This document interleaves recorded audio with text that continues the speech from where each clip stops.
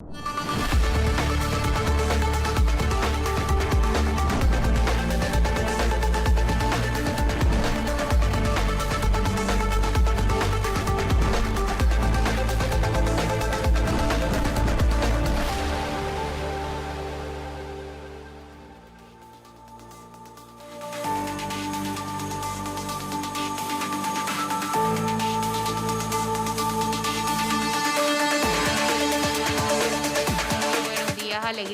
Buenos días, Flor. Buenos días, DJ Juan Diego. Buenos días a los radioescuchas que nos sintonizan en las frecuencias de Telemetro Radio. Nos ven por streaming en Metcon Go y a través de las pantallas de RPC Televisión. Canal 4 en señal de televisión abierta. Bienvenidos a Cuarto Poder de hoy, jueves 6 de enero. Y es el sexto día del año. Sexto día del año 2022. Faltan 359 para terminar este año. Hoy se celebra el Día de Reyes en la mayoría de países católicos del mundo, y en Italia el Día de la Bruja Befana, que es equivalente al Día de Reyes. Es una señora que es como una bruja, pero una bruja feliz, alegre, con su escoba y todo, que reparte regalos entre los niños italianos. Y en las efemérides de hoy tenemos que un día como hoy, 6 de enero de 1494, en la actual República Dominicana, Cristóbal Colón funda la Isabela, primera población española de América. En 1503, en la costa caribeña de Veraguas, Panamá, Cristóbal Colón otra vez funda el que sería el segundo asentamiento español en territorio continental americano, la aldea de Santa María de Belén, que 3 meses después fue destruida por los nativos. El 6 de enero de 1945, Flor, en Polonia, en el marco de la Segunda Guerra Mundial, tropas soviéticas ocupan el campo de concentración de Auschwitz y liberan a más de 5.000 prisioneros que se salvaron de morir en el Holocausto.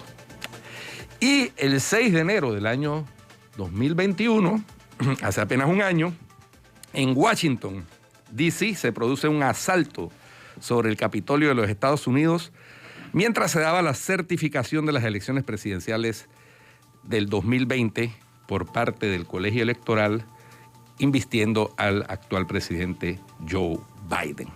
Eso, las efemérides del día de hoy. Pasando al plano nacional actual, ayer yo estaba...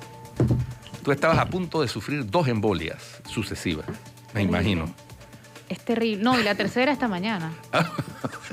Bueno, expliquemos las de ayer. Ayer el vicepresidente José Gabriel Carrizo, en una presentación de supuestamente rendición de cuentas, un discurso engalanado en donde le tiró flores al gobierno y al presidente Cortizo y hasta lo citó halagándolo. Digamos que eso es normal, que el vicepresidente le tire flores al presidente, es el mismo gobierno. Bueno, sí, pero no que le va a tirar plomo. haga lo mismo. Espérate, déjame terminar.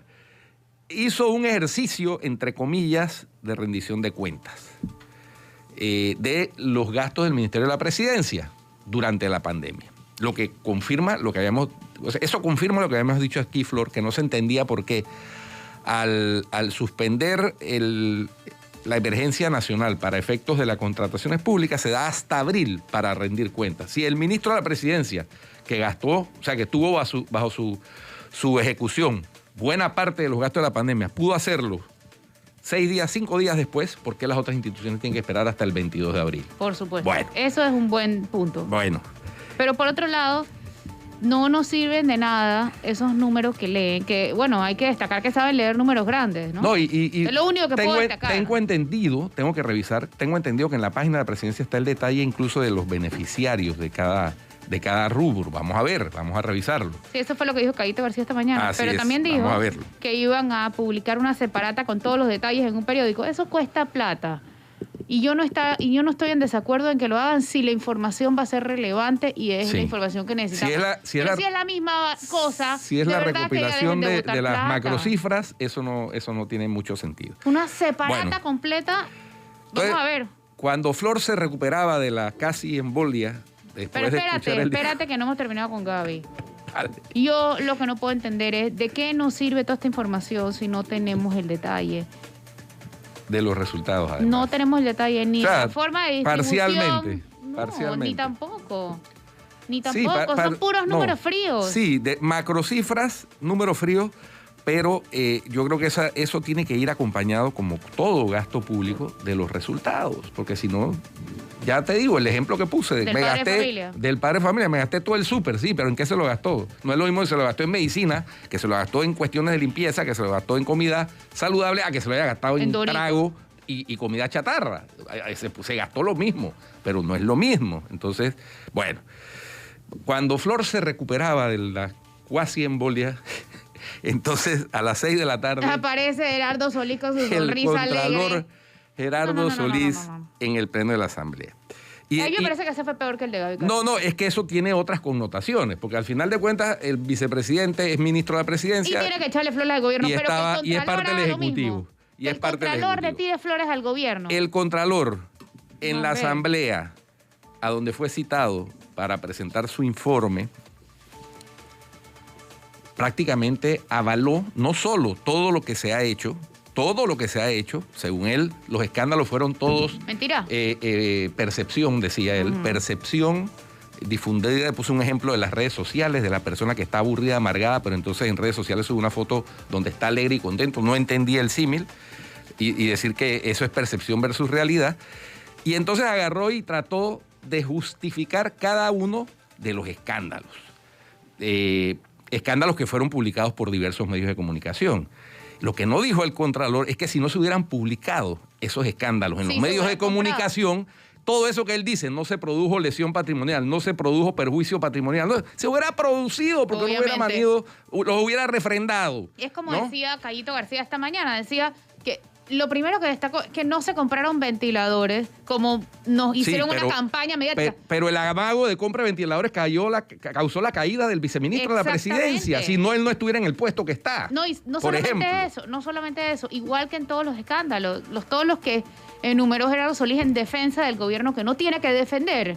Y es que es una campaña y que se hizo, que nada, o sea, para él no se hubiera refrendado entonces si no se hubiera publicado. Y otra cosa, justificó cosas injustificables. Justificó el aumento de planilla comparándolo con el aumento de planilla de las dos administraciones anteriores. En las dos administraciones anteriores no había pandemia, señor Contralor. Pero no estábamos cerrados con unos recursos fiscales endebles y golpeados debido al encerramiento y a la falta de actividad económica. Pero fuera de que también se criticaba en el gobierno anterior el aumento de planilla y en el anterior también se criticaba, por supuesto. Pero además, en cada una de las referencias o alusiones que hacía al excontralor Federico Humbert, olvidó que el viceministro de la presidencia actual era el secretario general de la Contraloría, ¿no? Entonces, bueno.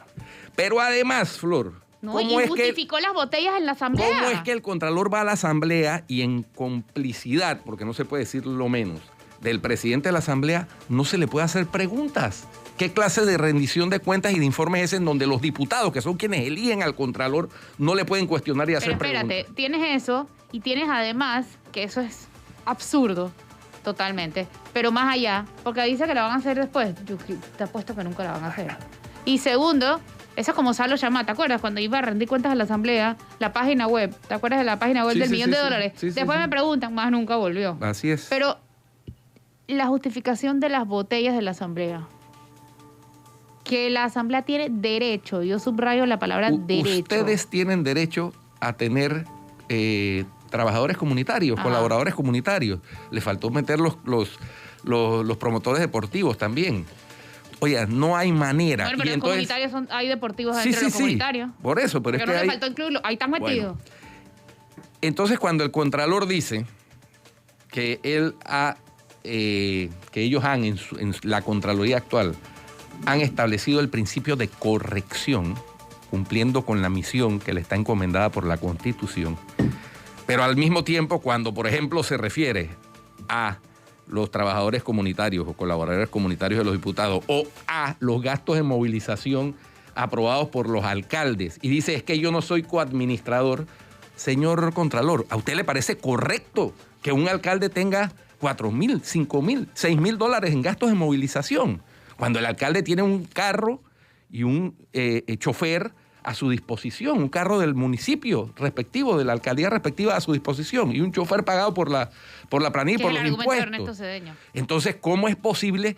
¿Dónde quedó la corrección ahí? Y entonces ahí saca el as de la manga de que es que la Contraloría no coadministra. Pero ven acá. La Contraloría no coadministra, pero fiscaliza, y la fiscalización incluye echar para atrás gastos que no son necesarios y que no están correctos, y mucho menos en medio de una pandemia. No, y yo te voy a decir una cosa, el Contralor no tiene que ser por ley un opositor, pero tiene que oponerse a las decisiones. Oye, tiene que fiscalizar. Y él no lo está haciendo. Tiene que fiscalizar, y fiscalizar incluye no solo verificar, como decía la excontralora, que también la citó varias veces, solamente por el nombre, sin hacer ningún señalamiento, que en paz descanse Yoconda Torres Bianchini, que es que si está la partida, yo tengo que aprobar. No, señor. Le tiró plomo a todo el mundo, y además dijo que él recibió una Contraloría con una pésima reputación. Siento informarle, señor Contralor, que la ha empeorado todavía más usted con su inacción y con su complicidad a los funcionarios de este gobierno. La Contraloría está demostrando que es otro PRD, y es lo mismo que pasa en la Fiscalía Electoral. La Contraloría... Son PRDs de corazón, y así están actuando. La Contraloría, incluso la de Yoconda Torres Bianchini, en los 6 meses que estuvo durante la administración anterior, porque recordemos que el Contralor y el Procurador duran 6 meses más después de tomado posesión el gobierno entrante. Incluso la Contralora Yoconda Torres Bianchini envió auditorías a la jurisdicción de cuentas del Ministerio Público de incorrecciones y lesiones y posibles lesiones patrimoniales desde la administración esa. ¿Cuántas de esos informes durante estos 2 años se han enviado al Ministerio Público y a la jurisdicción de cuentas de incorrecciones durante esta administración? Y no me va a decir entonces el Contralor que es que todo estuvo correcto, como pretendió justificar en su discurso de ayer. Todo estuvo correcto. Es decir, el equipo contrario no ha anotado goles, no porque él los ha parado, sino porque tienen cero ataque el equipo contrario, el de la corrupción, el equipo de los juegavivos. 0 ataque, tienen 0 delanteros, 0 mediocampo, 0 defensa, no está presente en la cancha. Hombre, señor Contralor, eso ni en los países nórdicos, como decía una glosa esta mañana que leí. Con todas las aspiraciones que ese hombre tenía, y que yo me imagino que todavía tiene, es una vergüenza y es una tristeza muy penoso que él esté llevando la Contraloría de la manera que la está llevando. Está acabando con la institucionalidad. Lo que vimos ayer fue el otro clavo más para el ataúd de la institucionalidad en este país. Y me parece una falta de respeto esa rendición de cuentas de ellos ayer. Mira. Sobre todo la de Gerardo Solís. O sea, de verdad se salvó Gaby Carrizo. Porque después de la de Gerardo Solís ya nadie habla de la de él, porque a nivel de fiscalización, de la corrección de un gasto, yo estoy seguro que en cualquiera de las contralorías después de la democracia, y estoy seguro, incluyendo la de Yoconda Torres Bianchini, esos gastos de movilización impresentables de los alcaldes hubieran sido parados por el Contralor o por la Contralora. Estoy seguro que el difunto Chinchorro Carles lo hubiera hecho, Chembarría lo hubiera hecho, Alvin Widen lo hubiera hecho, el señor Romero lo hubiera hecho, el señor Gabriel Castro lo hubiera hecho, el señor Dani Kuzniecki lo hubiera hecho, la señora Yoconda Torres Bianchini lo hubiera hecho y el señor Federico Humbert lo hubiera hecho. Pero el Contralor Gerardo Solís dice: yo no soy coadministrador. Y mira para el otro lado. Qué bonito. No, qué bonita manera de imponer la corrección. No, terrible. Vamos a un cambio, Guido, y volvemos con nuestra invitada del día para hacer un análisis un poco más profundo de las 2 rendiciones de cuentas, entre comillas, que vimos ayer. No se vayan.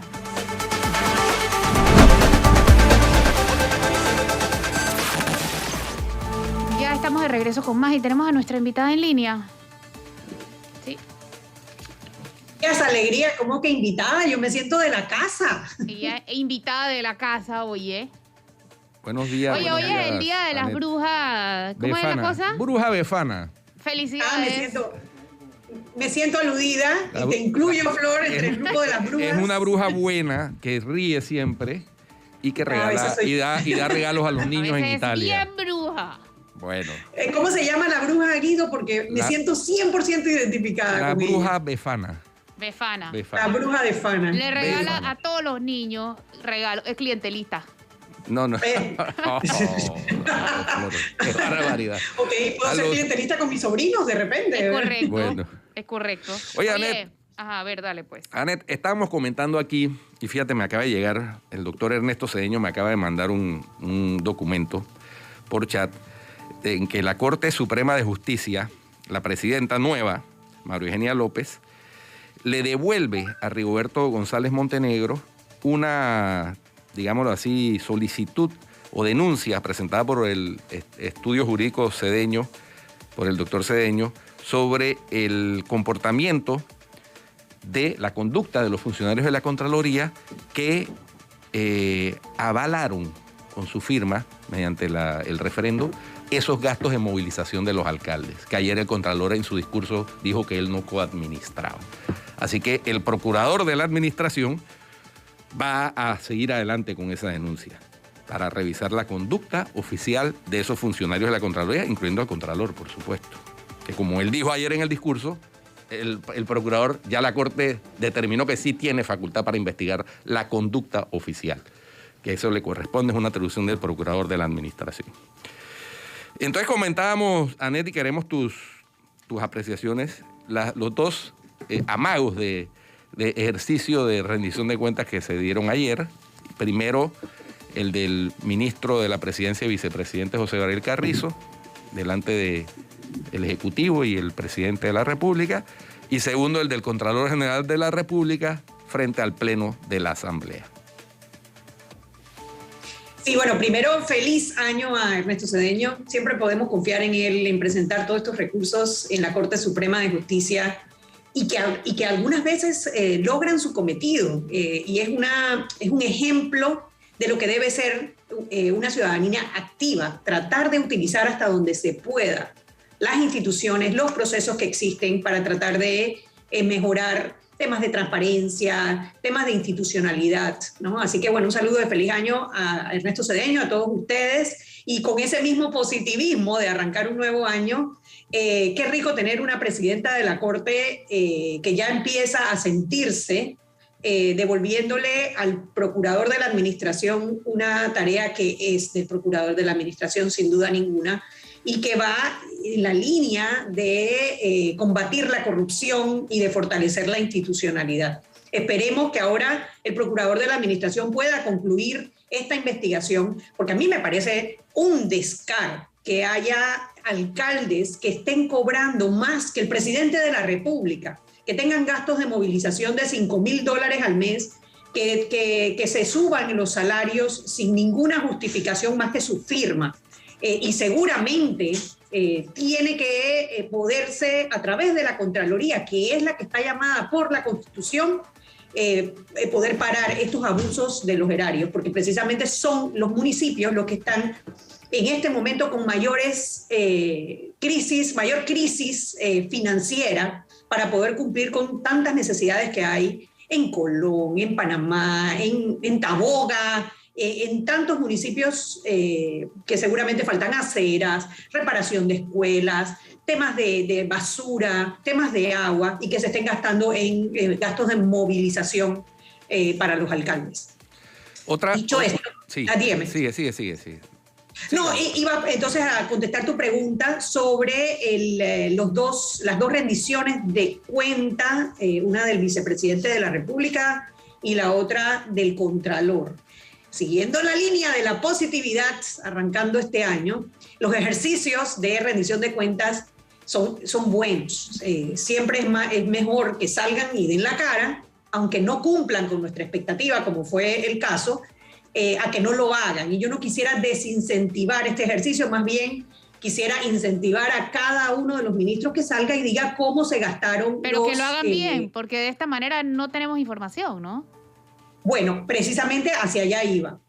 La rendición de cuentas, cuando ellos salen y se paran a decir cómo invirtieron los dineros de todos los panameños, obviamente lo que tienen que usar son cifras macroeconómicas, porque no pueden ir y decir, le pagamos $5,000 a la empresa 1, le pagamos 5,025 a la empresa 2. Esa información tiene que estar, además por la ley de transparencia, disponible para los ciudadanos. Y son los ciudadanos los mejores aliados precisamente los funcionarios que quieren hacer las cosas bien. Si ellos suben, como deberían, en cada una de esas páginas web, la información detallada con un buscador o en formato de datos abiertos para que uno pueda bajarlo, buscarlo, escudriñarlo, son los ciudadanos, imagínate, son 4 millones de ojos que podrían estar viendo todas y cada una de las líneas en donde se están invirtiendo los recursos que son escasos de todos los panameños. Entonces, más allá de lo que puedan decir en sus discursos, que está muy bien y ojalá lo vuelvan una costumbre el salir a dar la cara, que ha faltado durante estos 2 años y medio, ha faltado muchísima presencia en medios de comunicación. Lo que tienen es que subir la información y dejen a los ciudadanos, que sean los ciudadanos los que verifiquen lo que ustedes están diciendo. Me parece, por ejemplo, en el caso del vicepresidente de la República, se quedó corto, más allá de quedarse corto, porque como te digo, me parece que lo que debe estar es la información disponible en formato de datos abiertos en cada uno de los sitios de Internet. El tratar de echarle la culpa a los medios de comunicación es un poco ese desconocimiento del papel de los medios de comunicación en la sociedad. Los medios de comunicación están precisamente para divulgar información que alguien quiere que no se divulgue. Eso es periodismo. Eso es el periodismo investigativo. Y nadie armó ningún escándalo de corrupción para dañar a nadie, sino para alertar sobre una situación que se estaba dando en las compras en pandemia. Y fue tan importante esa información que se divulgó que provocó cambios importantes en el Ministerio de la Presidencia. Y tengo que decir que para bien, la salida del viceministro de la Presidencia Juan y Carlos posteriormente Muñoz, el quitarle a la Presidencia las compras en pandemia y dárselas a cada una de las instituciones responsables, especialmente la de salud, que es la que tiene las habilidades para saber qué ventilador comprar, dónde comprarlo, por cuánto comprarlo, porque son los que han hecho esas compras anteriormente. El Ministerio de la Presidencia no tiene por qué estar comprándole los insumos al Ministerio de Salud. Ahora bien, se quitaron esa responsabilidad encima gracias a precisamente el llamado de atención que se hizo a través de múltiples medios de comunicación. Pero nos falta la segunda parte, porque los ventiladores sí se entregaron. De hecho, hay fotos de ventiladores entregados. Entonces, ¿qué pasó con esos ventiladores? Si bien ellos no hicieron pagos... Que además no fue una sola compra de ventiladores. Fueron muchísimas. No solamente digo ventiladores muchas, porque es lo que primero viene a lo que la gente más, con lo que la gente más se relaciona. Es que ellos pero esos ventiladores y otras muchas cosas sí se compraron. Y entonces cada uno de los ministerios asumió esa responsabilidad. Bueno, ¿dónde está esa información? ¿Dónde podemos los ciudadanos ir y buscar esa información? Y nosotros tomar nuestra decisión si se hizo correctamente o no se hizo correctamente. Porque mientras eso no se investigue, mientras eso no se sepa, seguirá esa desconfianza ciudadana que lo único que ha hecho durante estos años ha sido crecer y crecer y crecer y crecer. Y lo que necesitamos al revés es poder volver a confiar en nuestras instituciones, sobre todo en las instituciones de control, y por eso fue tan penosa la participación ayer del Contralor de la República en la Asamblea Nacional. Si bien nuevamente no quiero desincentivar que estas apariciones sigan y sean constantes, el hecho de que no permitieran que los diputados preguntaran, alegando que su responsabilidad solamente era entregar el informe, es una falta a la misión o a una de las funciones que tienen los diputados, que es precisamente fiscalizar. El Contralor de la República lo nombra la Asamblea Nacional precisamente para que sea los ojos de fiscalización desde la Asamblea hacia el Ejecutivo. Pero más bien la aparición lo que dio la impresión fue que era un ministro más rindiendo cuentas sobre el gobierno de Nito Cortizo, porque a él no le toca justificar si aumentó más o aumentó menos que el gobierno pasado. Lo que tendría que estar diciendo el Contralor es si ese aumento se justifica con relación a lo que se necesita para el país. Y todos sabemos que la planilla está inflada, que la planilla está creciendo a niveles desproporcionados en la administración pasada, en la traspasada y en la actual. Y hasta que no le pongamos un freno al crecimiento de la planilla, seguiremos aumentando la deuda y seguiremos teniendo menos recursos para invertirlo en nuevos hospitales, nuevas carreteras, nuevos acueductos y tantas otras necesidades que tienen los ciudadanos. Gerardo Solís habló de la falta, que él no es coadministrador, y por otra parte dijo que justificaba la contratación de promotores comunitarios en la Asamblea Nacional. Dijo, no solamente la justificó, sino que decía que tenían derecho. Subrayo la palabra derecho. No sé qué piensas al respecto. Mira, terrible, porque así como parecía un ministro más del gabinete de Laurentino Cortizo, en vez de ser su fiscalizador, parecía un diputado más de la Asamblea tratando de justificar lo injustificable. Las funciones de la Asamblea están definidas en la Constitución y son muy claras. Incluso hay un fallo de la Corte Suprema de Justicia, precisamente por una demanda presentada por Ernesto Cedeño, en donde prohíbe las donaciones desde la Asamblea, porque no es parte de las funciones de los diputados. Los diputados tienen 3 funciones, básicamente. Hacer leyes, debatir las leyes y aprobarlas, fiscalizar al órgano ejecutivo y juzgar a los magistrados. Esas son sus 3 funciones.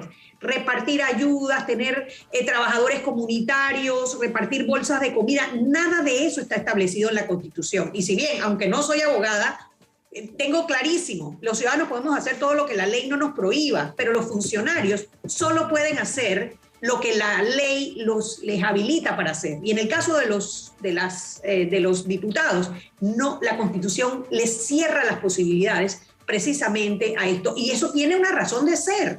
Ellos tienen que enfocarse en hacer leyes de la República. Es muy tentador estar repartiendo bolsas para reelegirse, porque a punta de hacer leyes es muy difícil demostrarle a los ciudadanos el trabajo que se está haciendo, porque no es directamente, pero es la función que establece la Constitución. Fue para lo que los ciudadanos los elegimos y necesitamos que cumplan esa misión, sobre todo la parte de la fiscalización al Ejecutivo. Aquí en la página web de la Presidencia, efectivamente encuentro un apartado que se llama Compras Mesa COVID-19. Cuando uno entra ahí, le da clic, le aparecen, pues es como una volcado de los datos de la Dirección General de Contrataciones Públicas de Panamá Compras, de 226 actos públicos, ¿no? Entonces, el que quiera indagar ahí, de esos 226 actos públicos de las compras de Mesa COVID, ahí están disponibles. Pero hace falta más datos en formato de datos abiertos, como bien anotaba Janet. Otra observación que quiero hacer al discurso o a la presentación del Contralor, quiero tus comentarios. Él dice que la Contraloría se ha caracterizado por su transparencia, y lo reiteró varias veces. Sin embargo, no mencionó ni una palabra de la negativa que dio por escrito y adujo un reglamento interno del año 97 de la Asamblea, cuando Ricardo Lombana le solicitó la auditoría del cumplimiento del contrato de Panama Ports. Y se quedó eso simplemente como una auditoría misteriosa, secreta, como muchos de acceso restringido, a pesar de que, según la ley de transparencia, esa auditoría debía ser de carácter público. Uh-huh.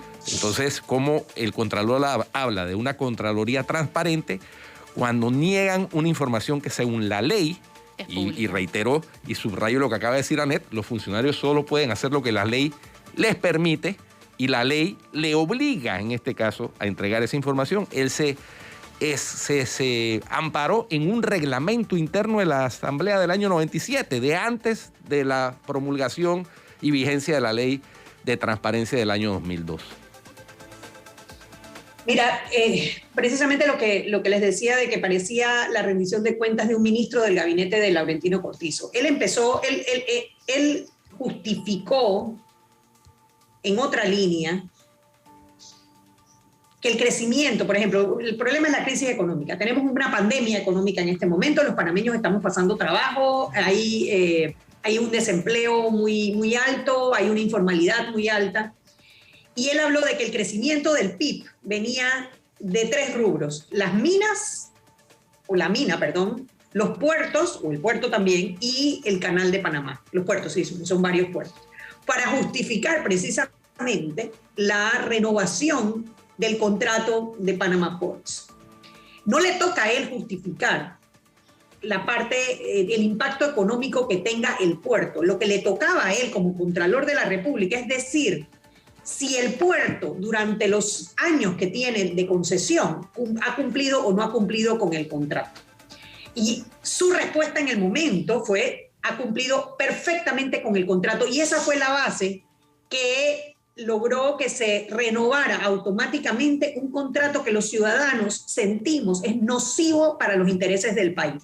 Y es nocivo para los intereses del país porque son un puerto en cada uno de de las entradas del Canal de Panamá, Atlántico-Pacífico, y una concesión que nos ha dado muy pocas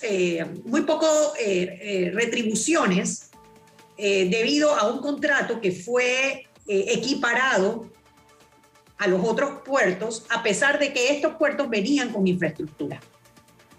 Esa auditoría que él supuestamente hizo, bueno, no dudo que la haya hecho, esa auditoría que se hizo en Contraloría, que fue la que avaló la renovación del contrato, tendría que estar ya publicada en la página web de Contraloría en formato de datos abiertos.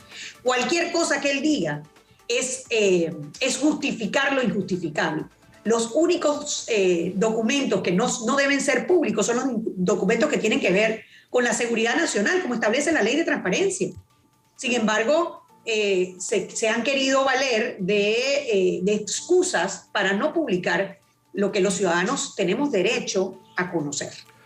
Y otra cosa, en ese mismo orden de ideas, Anet, aquí nosotros tuvimos a varios ex administradores de la Autoridad del Canal de Panamá, a Alberto Alemán Subieta y a Jorge Luis Quijano, planteando, cuando se estaba dando el proceso de renegociación o de posible renovación de la concesión de Panama Ports o de los puertos de Balboa y Cristóbal, que una cosa fueron las condiciones en que esos puertos se otorgaron en el año 97 y otra lo que era hoy, con un canal ampliado, con una serie de infraestructura en la que se ha invertido recursos públicos por parte del Estado panameño o del Canal de Panamá, de los impuestos de todos los panameños, y entonces había que ponderar ese tipo de condiciones para llegar a una negociación adecuada. Nada de eso se hizo, o por lo menos no sabemos si se hizo. El Contralor ayer habló de una división o una dirección de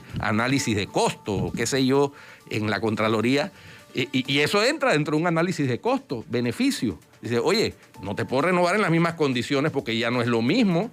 Sí, es verdad, tú hiciste una inversión en infraestructura, pero esa era parte de tus obligaciones del contrato. Pero es que el Estado ha hecho una inversión importantísima, como es la ampliación del canal.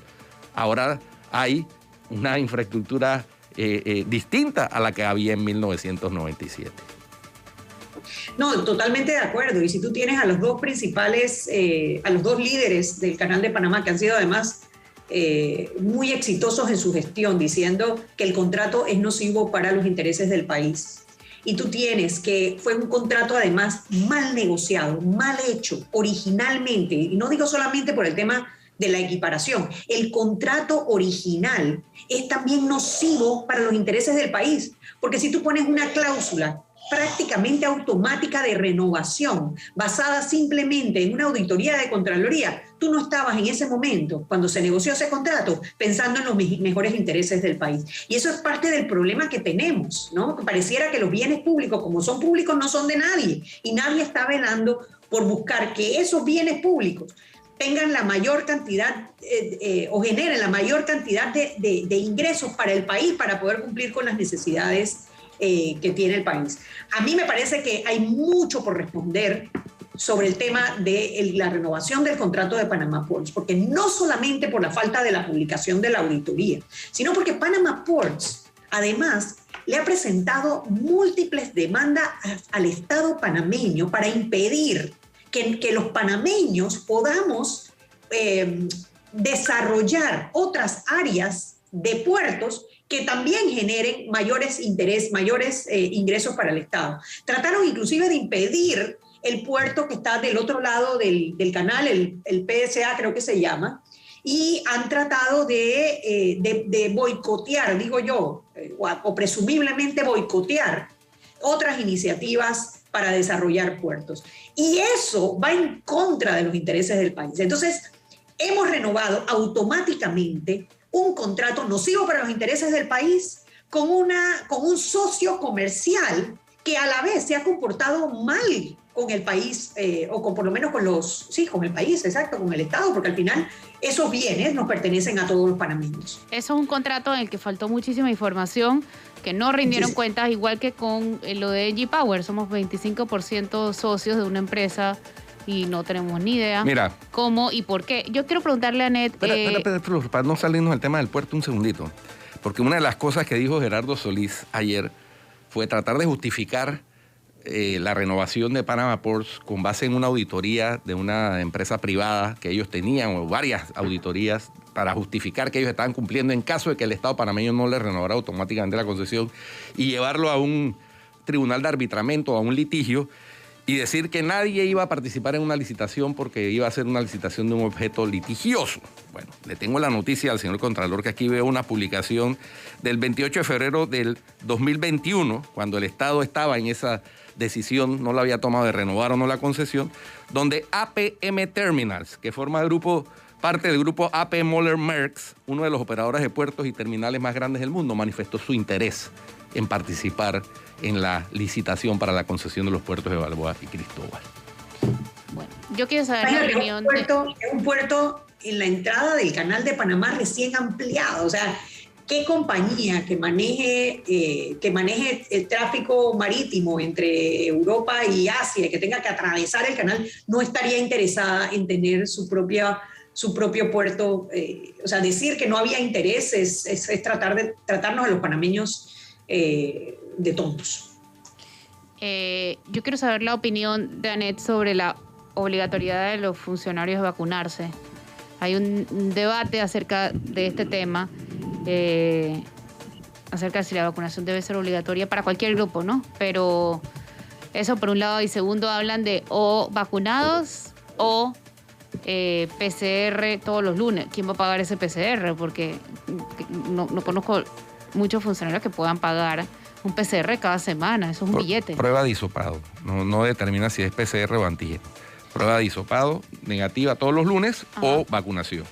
Es decir, es obligatorio entre comillas, es opcional. O te vacunas o presentas tu prueba de hisopado. Pero ¿quién va a terminar pagando eso? Mira que el Contralor, en Contraloría tuvieron un contrato de empresa privada para hacer hisopados, cuando el MINSA y el Seguro la hacen. Entonces, yo me quedo preguntándome quién va a pagar eso. Y por otro lado, si es correcto o no que los funcionarios tengan la obligación de vacunarse. Bueno, eso es todo un debate. Yo creo que el debate de la obligatoriedad de las vacunas es un debate profundo y que seguramente cada persona tendrá su opinión al respecto, porque tienes dos derechos encontrados. Tienes el derecho de las personas sobre su cuerpo, sobre qué le metes a tu cuerpo, o sea, qué te inyectas o qué no te inyectas, y tienes el derecho de los ciudadanos a la salud. Está más que comprobado que la manera de combatir este virus, además de las medidas de la mascarilla, pues del tratamiento, etcétera, lo más efectivo ha resultado ser la vacunación y los resultados son tangibles. Tuvimos 13.000 casos esta semana de coronavirus y tenemos 212 personas hospitalizadas. El año pasado, más o menos para esta fecha, cuando teníamos 12.000 casos, había 2.500 personas hospitalizadas. Y bueno, las defunciones el año pasado estaban cerca de 50 personas por día, y ayer no tuvimos una sola defunción. Y tenemos a veces 2, 3 que son lamentables, pero es evidente que la diferencia es la vacunación. Claro. Ahora, cuando tú me dices a mí vacunación obligatoria, yo me imagino esta escena donde te agarran y te amarran y te inyectan en contra de tu voluntad, algo que me parece un poco medieval, me parece como hasta dantesco. Pero lo que yo entendí del comunicado del Ministerio de Salud es que lo que están haciendo es restringir, o sea, es ponerle barreras a estas personas que no quieren vacunarse. Yo creo que inclusive la vacunación es como tu participación en la vida en sociedad. Tú quieres ser parte de esta sociedad. Bueno, esta sociedad en este momento está pasando por la peor pandemia de los últimos, yo no sé, más de 100 años seguramente, y la manera para salir de ahí es la vacunación. Esa es tu cuota de sacrificio por vivir en comunidad, por vivir en esta sociedad. ¿No quieres hacerlo? Bueno, no te vamos a agarrar y te vamos a amarrar a la pared y te vamos a vacunar en contra de tu voluntad.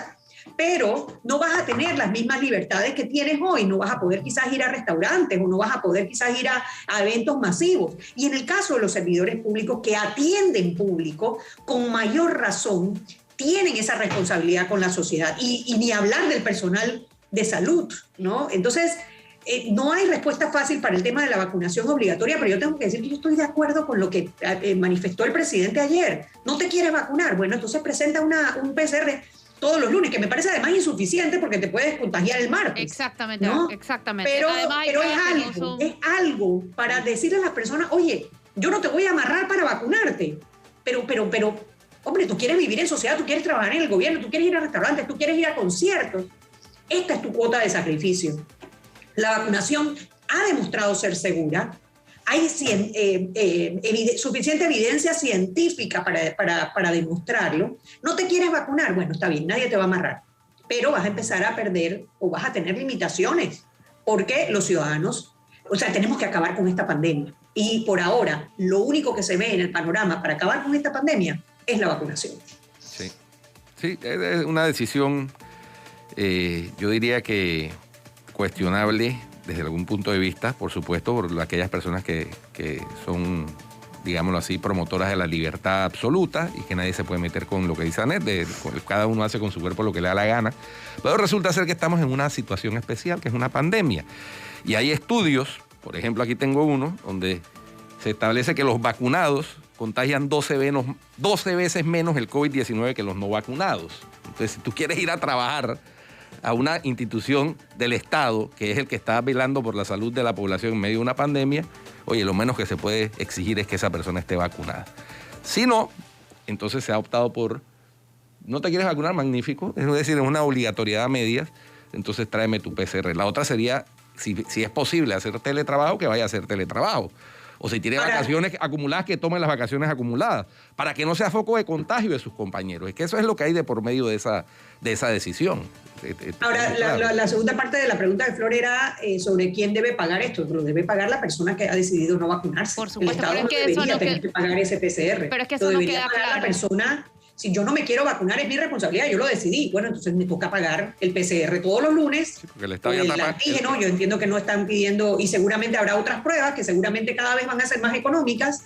Y ahí quizás un llamado al Ministerio de Salud para tratar de que aprueben muchas pruebas que están en cola de ser aprobadas, porque a medida que tengamos más opción de pruebas, más baratas van a salir. Y si no me quiero vacunar, bueno, presentar el PCR, pero pagado por el ciudadano que no se quiso vacunar. Es que eso no queda claro en el comunicado del MINSA. Y va a haber... Esa fue la pregunta, eso no queda claro. Y si vamos entonces a pagar hisopados de funcionarios que no se quieren vacunar, me parecería el colmo. Hay que ver el decreto realmente.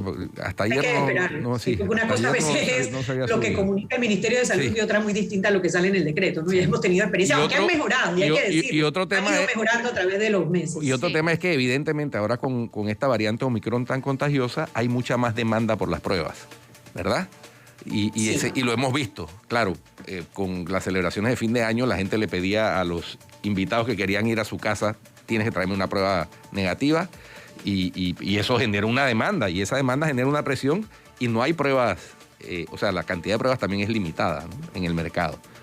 Así y qué bien por los ciudadanos que lo están haciendo, porque eso demuestra responsabilidad, ¿no? Y yo creo que dentro de todo el panameño ha sido bastante colaborador en esta pandemia, ¿no? En la gran mayoría. Por supuesto, casos aislados hay, pero son los menos, tanto de los que no se han querido vacunar como de los que no están siendo responsables tratando de evitar los contagios, ¿no? Yo creo que el panameño ha demostrado que cuando quiere puede colaborar, puede ser disciplinado, y creo que comparado con otros países, Panamá está saliendo adelante. Por algo tenemos buenos números de vacunación. Vamos a empezar mañana la vacunación de los niños y Dios quiera pronto, este año ya acabemos con esta pandemia.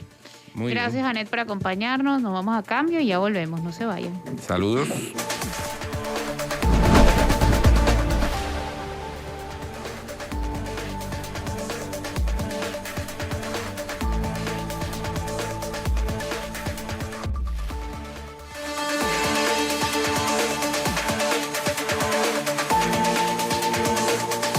Regreso con más. Y a mí me ha quedado sonando algo que dijo Anet y en lo que coincido plenamente, yo lo había pensado con otras palabras, pero es la misma idea, que es básicamente que el Contralor parecía un ministro más y un diputado más.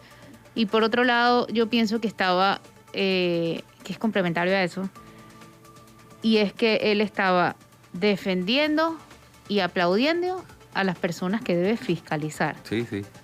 Y a mí me parece que esto es gravísimo. No siento que la ciudadanía le está dando la importancia de vida. Siento a la ciudadanía aletargada como hace mucho tiempo, pero como que no hay nada que nos despierte. Esto es gravísimo. Sobre todo lo del el Contralor. Lo de Gaby Carrizo, bueno, es una más, pues. Y es normal verlo defender el gobierno al que pertenece. Oye. Pero lo del defensor, lo del Contralor General de la República me parece terrible. Sí, sí, no, ahí no hay duda, ahí no hay espacio para el debate. Oye, Flor, a propósito de vacunas y vacunación y demás, ¿viste lo que le pasó a Novak Djokovic? Que fue deportado de Australia, donde iba a jugar el ATP, el premio de Australia de Melbourne. Y como no está vacunado y no había recibido una excepción por parte de las autoridades, sin embargo, después, ante las reacciones que causó esa exención, finalmente decidieron deportarlo. Y el presidente de Serbia denuncia que hay una cacería política contra Novak Djokovic. Es verdad. O sea, todo el argumento siempre termina en una persecución o cacería política. Cuando en no cualquier debió tema. haber habido la excepción en nada. No ha debido haber la excepción. O sea, si es obligación para un visitante a Australia estar vacunado, por mostrar su QR también. Y todo, para él también, por más que sea el número 1 del mundo en tenis. Pero mire la gran diferencia. Allá echan para atrás cuando hacen algo mal. Sí, acá no. Correcto. Esa es la gran diferencia de estos países. A mí me parece que hay que estar pendiente en quién va a pagar el hisopado de los funcionarios que decían no vacunarse. Hay que leer el decreto para ver qué Hay que estar dice. pendiente. A ver si algo digo. de eso dice el decreto. Porque efectivamente el Estado brinda el servicio de hisopados, pero es un servicio que dura 3 días. O sea, salvo que la persona vaya desde el jueves a hacerse el hisopado y pretenda tenerlo listo el lunes para presentarlo cuando va a la institución, que puede ser... bueno, esa es una vía. Pero sí, el Estado está prestando el servicio de hisopado gratuito. Por eso digo, ¿no? Pero mi pregunta es ¿quién tiene que pagar eso? El de antígenos, por lo menos. Sí, yo estoy clara, pero mi pregunta es, eso tiene que quedar claro en el decreto. Bueno, pero es que el Estado lo presta, el servicio gratuito. Sí, por supuesto. Pero o sea, demora, gratuito para el usuario, pero pagado por el Estado. Claro, lo que digo es que eso no tiene mucho sentido, que si deciden no vacunarse sea el Estado el que les tenga que pagar eso. No digo que no puedan ir al del seguro, igual que puede ir el del seguro o el del MINSA, como puede ir cualquier ciudadano. Pero hay que dejar esto claramente establecido porque son capaces de hacer lo que hizo la Contraloría, que es contratar una empresa privada cuando ya el Estado lo ofrece. Eso es lo que me parece delicado. Un negocito de esos en donde no se producen perjuicios económicos, según el Contralor. Otro más. Se producen beneficios, por supuesto, pero para los que son beneficiados con el negocito. Exactamente. Bueno, gracias por acompañarnos. Se acabó hoy, jueves 6. Feliz Día de Reyes, feliz Día de la Bruja Befana a la comunidad italiana. Y nos vemos mañana. Si usted sigue en Telemetro Radio, siga con el brunch. Chao. Chao.